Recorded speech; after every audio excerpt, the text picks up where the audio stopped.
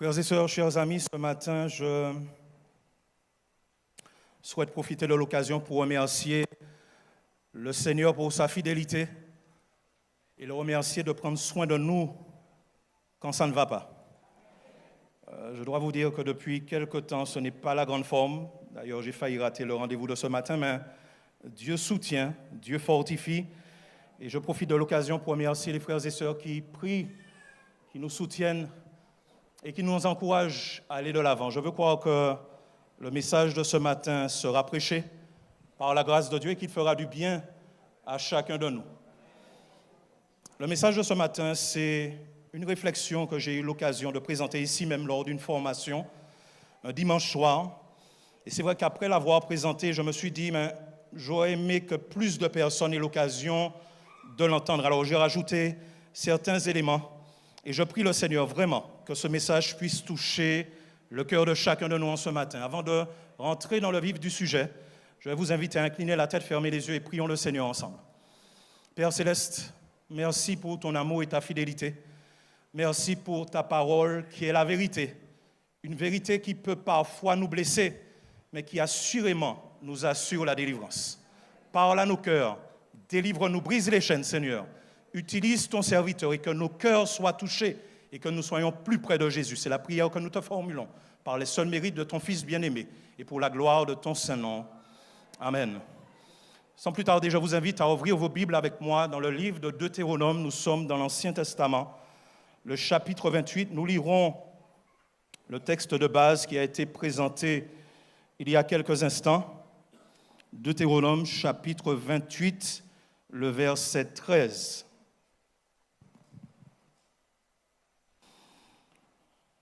Deutéronome 28, verset 13. Est-ce que tout le monde a trouvé?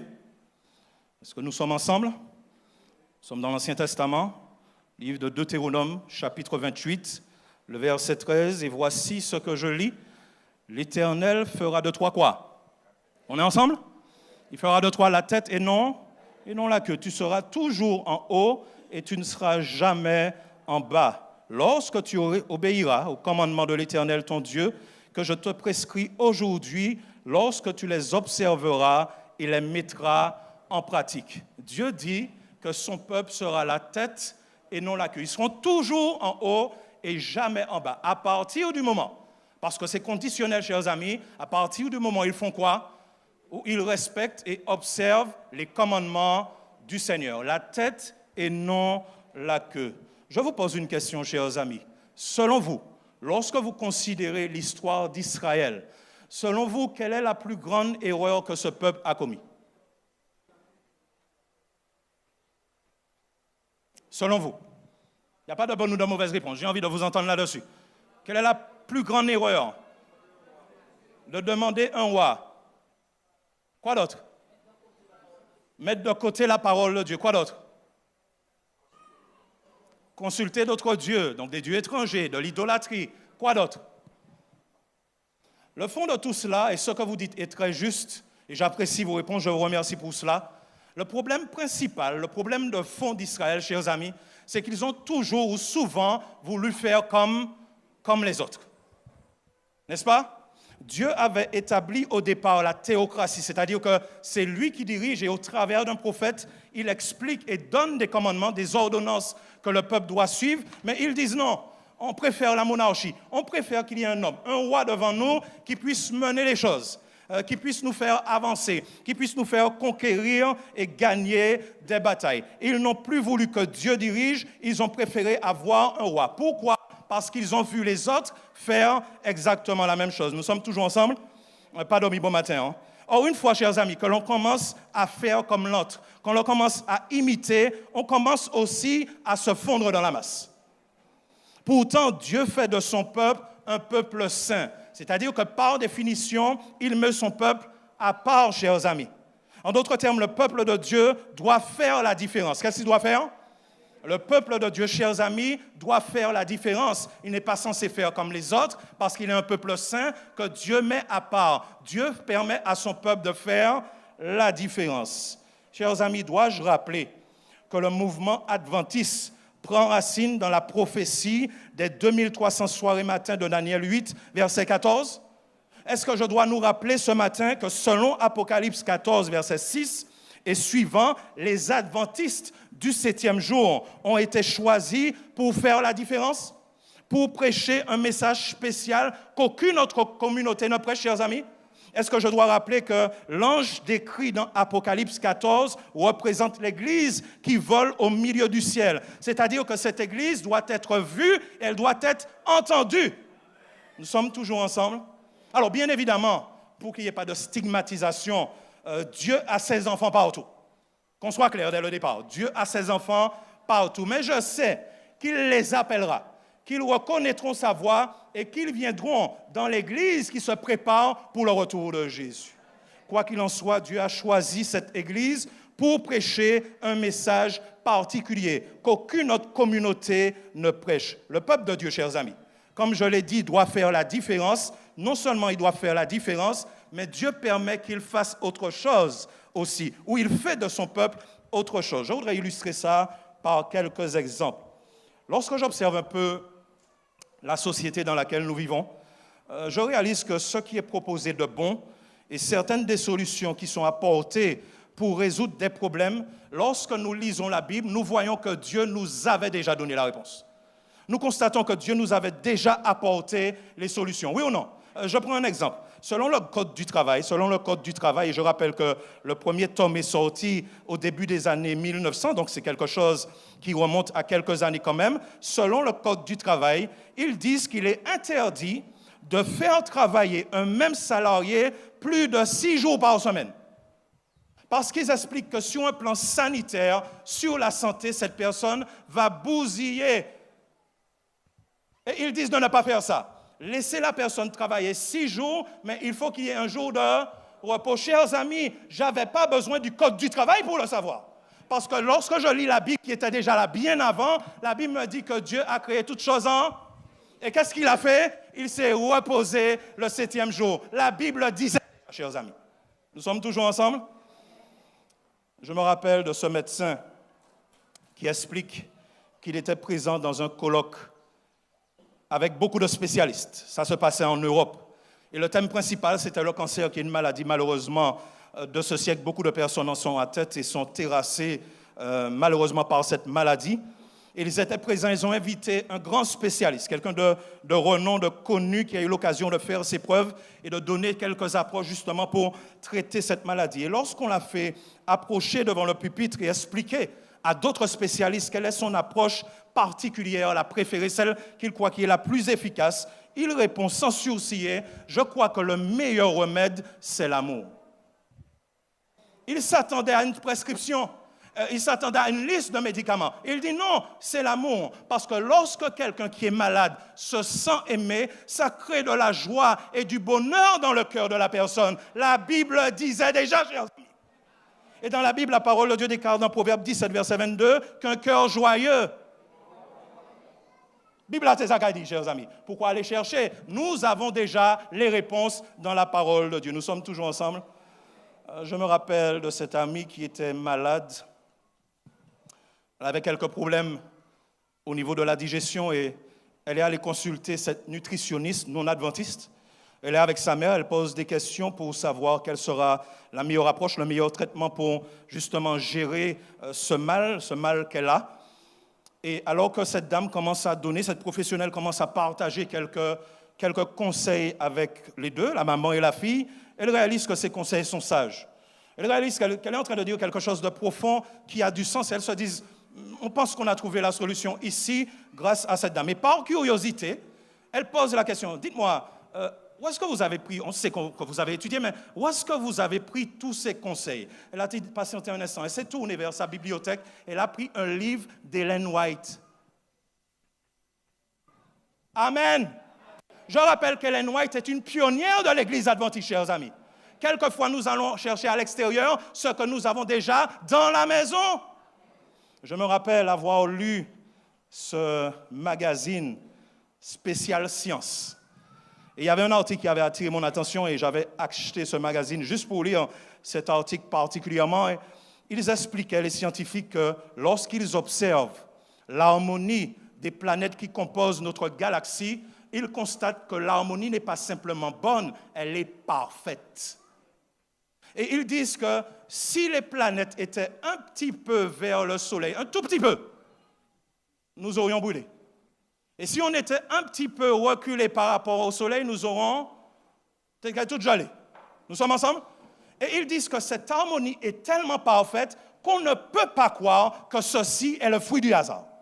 Et ils disent qu'il y a sûrement un être, ils ne connaissent pas le nom, ils ne savent pas comment l'appeler, mais il y a sûrement un être supérieur qui a dû créer tout cela. Ils auraient dû me poser la question, parce que je le connais. La Bible dit dans les premières pages, dans les premières phrases, « Au commencement, Dieu créa ». C'est pour ça que c'est parfait, parce que c'est notre Dieu créateur qui a placé les planètes dans cette galaxie, chers amis.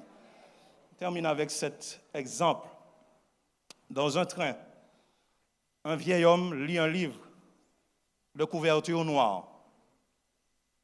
Et à côté de lui, il a un jeune étudiant qui, lui, lit un livre de science. C'est une histoire vraie, chers amis. Et quand ce jeune réalise que c'est une Bible que ce grand monsieur est en train de lire, il lui pose la question. Excusez-moi, monsieur, est-ce que vous croyez encore à ce livre de contes et de fables en parlant de la Bible? Et ce monsieur répond, ce n'est pas un livre de contes, c'est la parole de Dieu. Et cet étudiant, prenant quelques arguments historiques, commence à entrer dans un argumentaire, une explication, commence par passer par la Révolution française, il donne d'autres preuves et explique que finalement, la religion, c'est pour les aveugles. La religion, c'est pour les personnes qui sont bêtes, qui sont sans culture. Mais dans la science, dit-il à cet homme, nous trouvons toutes les vraies réponses. Ce n'est pas la peine de lire ce livre de couverture noire. Ce n'est pas la peine de lire la Bible. Tourne-toi plutôt vers les livres de science.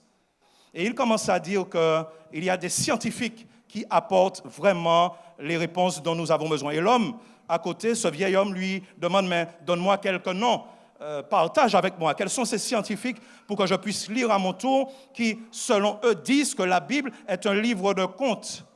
Et puisque le train arrivait à la station où ce jeune homme descendait, il propose au grand monsieur ceci. Écoutez, comme on arrive à l'endroit où je dois partir, je n'aurai pas le temps de rentrer dans tous les détails, mais ce que je vous propose, donnez-moi votre carte avec votre adresse et je vous envoie rapidement tous les livres, tous les écrits scientifiques qui prouvent que la Bible ne dit pas vrai. Cet homme remet à l'étudiant sa carte. Vous saviez ce qui était écrit dessus? Je vous dis ce qui était écrit dessus. Professeur Louis Pasteur, directeur général de recherche scientifique de l'Université nationale de France. Est-ce que nous ensemble, chers amis? Pas qu'à même dit Amen. Il est devant le professeur. Et le professeur réalise que la Bible dit vrai, chers amis. Nous sommes toujours ensemble? La Bible dit dans Proverbe 1, verset 7, « La crainte de l'Éternel est le commencement de la science. » Tout vrai scientifique qui se respecte doit reconnaître au départ qu'il y a dans les cieux un Dieu qui a tout créé. Chers amis, le peuple de Dieu doit non seulement faire la différence, mais le Seigneur fait de nous aussi la référence. Qu'est-ce que j'ai dit? Je reprends cela. Le peuple de Dieu doit faire la différence. Dieu ne nous appelle pas à faire comme. Il ne nous appelle pas à imiter. Il nous demande de faire la différence. Mais il fait aussi de son peuple la référence. En d'autres termes, lorsque les gens se posent des questions, c'est vers nous qu'ils doivent se tourner. Et dans Romains 12, versets 1 à 2, voici ce que je lis. Romains chapitre 12, 1 à 2. Nous sommes cette fois-ci dans le Nouveau Testament. Romains 12, 1 à 2. Pas dormi, hein? Nous ensemble, nous lisons la parole de Dieu ce matin. Romains 12, 1 à 2. Lisons ce que l'apôtre Paul dit à ces personnes. Romains chapitre 12, versets 1 à 2. C'est un texte que je sais beaucoup connaissent. Peut-être que d'autres le découvrent. En tous les cas, c'est un texte extraordinaire où Paul dit ceci. Je vous exhorte, donc frères, par les compassions de Dieu, à faire quoi? À offrir vos corps comme un sacrifice. Comment? Vivant, saint. Quoi d'autre? Agréable à Dieu. Ce qui sera de votre part un culte raisonnable. Ne vous conformez pas. Nous avons oublié l'Itala. Ne vous conformez pas au siècle présent, mais soyez quoi?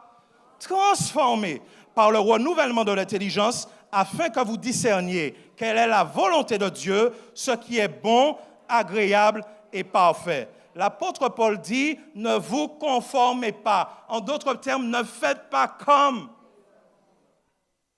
Mais que votre intelligence soit renouvelée. Faites attention parce que le bien est appelé mal et le mal est appelé bien. Faites attention pour que vous ayez le discernement. Pour voir quoi? Quelle est la volonté de Dieu? Ce qui est bon, agréable et parfait. Ne vous conformez pas. Or, aujourd'hui, il semblerait qu'à l'Église adventiste, nous ayons déroulé un grand tapis rouge pour beaucoup de choses qui sont des feux étrangers. Il semblerait qu'à l'Église adventiste, nous utilisons un vocabulaire du monde pour parler à nos frères et nos sœurs, pour parler aux pasteurs, des attitudes déplacées qui ne représentent pas le Dieu que nous servons. Il semblerait qu'aujourd'hui, nous adoptions ou nous portions des accessoires qui sont des feux étrangers.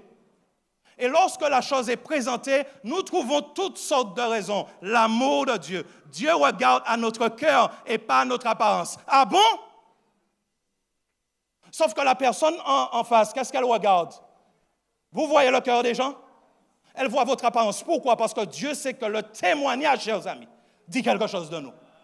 Et aujourd'hui, nous portons des accessoires. On s'habille comme le monde. On adopte des coiffures, des styles capillaires comme le monde. On veut faire comme. On ne souhaite pas être renouvelé. On veut faire comme les autres. On veut se fondre dans la masse. Pourquoi aujourd'hui, chers amis, nos moments de louange sont assaisonnés de sonorités du monde?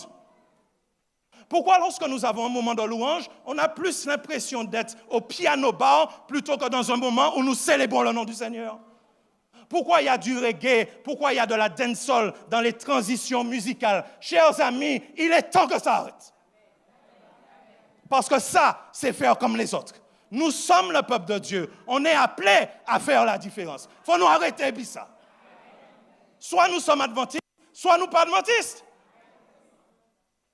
Mais arrêtons de jouer sur les excuses. Oui, mais peut-être pour un bracelet, Dieu va arrêter. Si Dieu a dit de ne pas faire, il n'est pas bon. Pourquoi aujourd'hui, dans nos services funéraires, même les adventistes s'adressent aux morts? Pourquoi dans nos biographies, même quand le pasteur et l'ancien a visité, il a précisé de faire attention, parce que nous connaissons la philosophie sur l'état des morts. Nous avons des rebelles, malgré tout, à la fin disent « Envoie au papa, on te reviendra bientôt, il pas qu'attends-nous. » Pourquoi, chers amis, nous sommes toujours enclins à répéter les mêmes erreurs que le peuple d'Israël?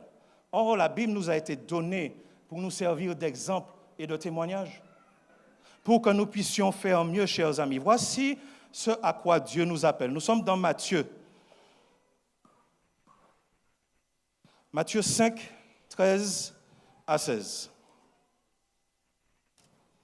Matthieu 5, 13 à 16. Vous êtes le sel de la terre. Mais si le sel perd sa saveur, avec quoi la lui rendra-t-on? Il ne sert plus qu'à être jeté dehors et foulé aux pieds par les hommes. Vous êtes quoi encore? La lumière du monde. Une ville située sous une montagne ne peut être cachée. Et on n'allume pas une lampe pour la mettre sous le boisseau, mais on la met sur le chandelier et elle éclaire tous ceux qui sont dans la maison. Que votre lumière fasse quoi? Luise ainsi devant les hommes, afin qu'ils voient vos bonnes œuvres et qu'ils glorifient votre Père céleste qui est dans les cieux. Chers amis, lorsque nous sommes la lumière, ce n'est pas nous qui allons vers les autres, c'est eux qui sont attirés vers nous. Et le but de la lumière, c'est d'éclairer la personne de Jésus. Mais quelquefois, la lumière, nous préférons l'éteindre, n'est-ce pas? Nous préférons l'étouffer. Comme Jésus a dit, nous préférons la mettre sous le lit. Oui, aujourd'hui, il y a cette tendance, chers amis, à préférer à être la queue plutôt que la tête, à préférer à être en bas, les suiveurs plutôt que les leaders. On est censé montrer le chemin, mais c'est tout le contraire qui se passe. On agit, chers amis, comme si on aime ça. Parfois, on a l'impression qu'il y a ce sentiment de peur chez nous. N'est-ce pas? On a peur de faire la différence. On a peur d'aller vers les autres. On a peur d'être vu. On a peur d'être appelé devant les autres adventistes du 7e jour. Et j'en parlais avec un ami la dernière fois, et c'est la discussion que nous avons. Nous étions troublés et gênés de voir que nous avons grandi à l'Église, et c'est cette tournure que nous voyons. Et aujourd'hui, lorsqu'on se présente, non, pas adventiste, je suis chrétien. Mais chrétien, c'est qui ça à présent? Je vais vous dire quelque chose. Je suis chrétien, puisque la base de ma foi est en Christ. Mais je suis surtout adventiste du 7e jour. Et mon papa dit, quand je vais frapper, je le dis. Quand je parle à quelqu'un, je le dis. Quand j'interagis avec quelqu'un, je précise, moi, je suis adventiste du 7e jour. Au moins pour 2 raisons. Je l'ai dit au départ, parce qu'on a un message spécial à prêcher. Et la deuxième raison, chers amis, c'est que par définition, adventiste représente celui qui attend le second retour de Jésus. Or, ce n'est pas tout chrétien qui t'attend que Jésus revienne. Alors, lorsque nous disons que nous sommes chrétiens seulement, c'est incomplet. Moi, je précise que je suis adventiste, parce qu'en tant qu'adventiste, j'attends que Jésus revienne me chercher. Pour m'emmener dans ce pays, pas ni mal d'eau encore. M'emmener dans ce pays où il n'y a pas de cancer encore. M'emmener dans ce pays où pas ni cancan encore. M'emmener dans ce pays où la mort ne sera plus. Chers amis, si toutefois c'est la peur qui nous fait nous éloigner de la mission, aujourd'hui, la peur doit changer de camp. Qu'est-ce que j'ai dit? Aujourd'hui, la peur doit faire quoi? Elle ne doit plus rester dans notre cœur.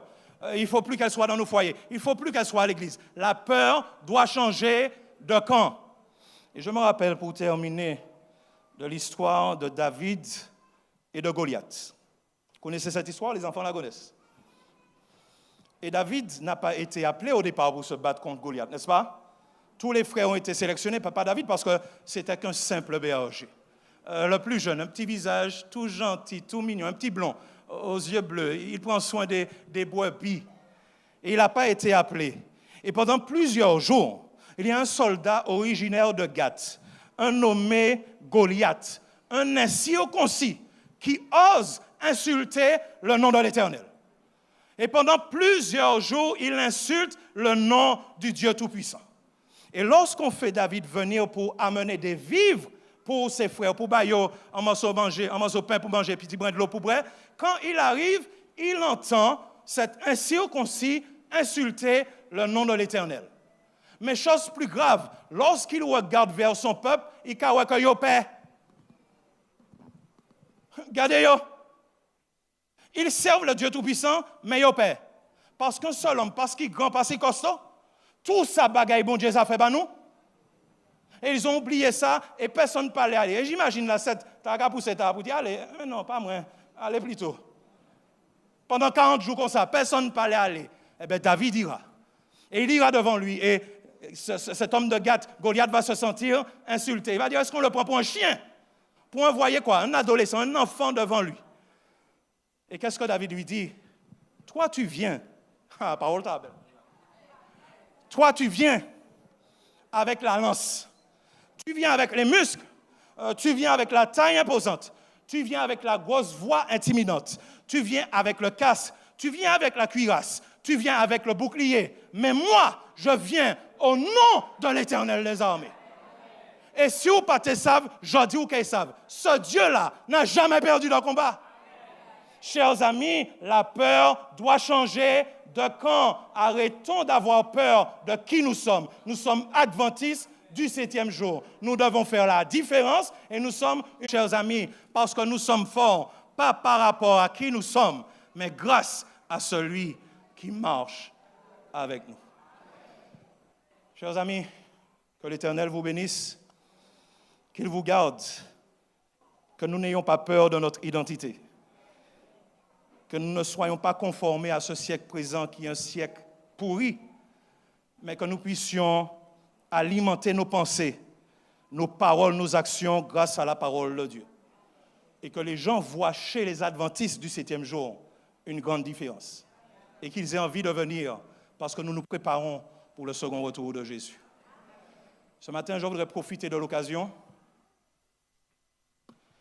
puisque le mois prochain, je serai en congé au mois de septembre, vous le savez, je serai dans un autre district. Alors, il me reste quelques rendez-vous avec vous, mais aujourd'hui, c'est le dernier sabbat où j'ai le privilège de prêcher, de partager cette parole. Je voudrais, au nom de ma femme et de moi-même, vous remercier, chers amis, pour votre soutien, pour vos prières, pour votre accompagnement. J'ai fait du mieux que j'ai pu. J'espère, avec l'aide du Seigneur, avoir apporté une petite pierre à l'édifice. En tous les cas, la mission n'est pas terminée, chers amis. Elle continue. Je compte sur vous pour accueillir chaleureusement le prochain collègue afin que l'Église du Mont-Sinaï puisse continuer à croître, à progresser, à avancer et que la mission soit accomplie. Mais du fond du cœur, je vous dis merci. Je devrais partir, mais nous continuons de prier les uns pour les autres. Sûrement, nous aurons l'occasion de nous revoir. Mais si toutefois, écoutez-ça bien, si toutefois, nous parions ici, rendez-vous sur la mer de Verre. Ah, c'est ça, chers amis. Mon vœu n'a pas changé, chers amis. Je souhaite que nous tous, ici présents, en présentiel ou connectés, que nous soyons sauvés lorsque Jésus reviendra. Alors, si toutefois, nous parions ici, nous parions à Mont-Sinaï, nous parions à Robin, nous parions en Martinique ou en France, rendez-vous sur la mer de Verre, chers amis. Pas rater, rendez-vous là au nom de Jésus. Que le Seigneur vous bénisse, qu'il vous garde et bonne continuation, bonne persévérance à chacun de vous.